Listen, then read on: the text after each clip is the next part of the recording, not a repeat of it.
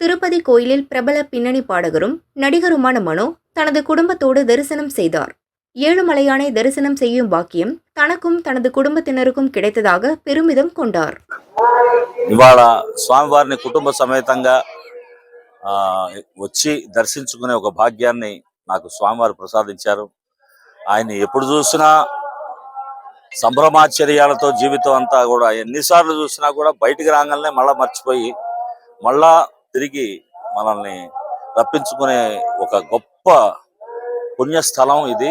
ఆ స్వామివారి ఆశీస్సులు కానీ కటాక్షాలు కానీ మనకు దొరకటం అనేది కొత్త సంవత్సరంలో ఉగాది సందర్భంగా స్వామివారిని దర్శించుకోవటం నాకు ముఖ్యంగా కుటుంబంతో సహా రావటం చాలా ఆనందంగా ఉంది. ప్రతిసారి నాకు ఇక్కడికి వచ్చినప్పుడంతా మనకి కళాకారులందరూ కూడా ఈ వాళ్ళందరి కష్టాలన్నీ నెరవేరి అద్భుతంగా ఈ సంవత్సరం వాళ్ళందరూ విజయావకాశాలతో అద్భుతమైన విజయాలతో ఉండాలని స్వామివారి ఆశీస్సులు అందరికీ పరిపూర్ణంగా దొరకాలని మనస్ఫూర్తిగా కోరుకుంటున్నాను.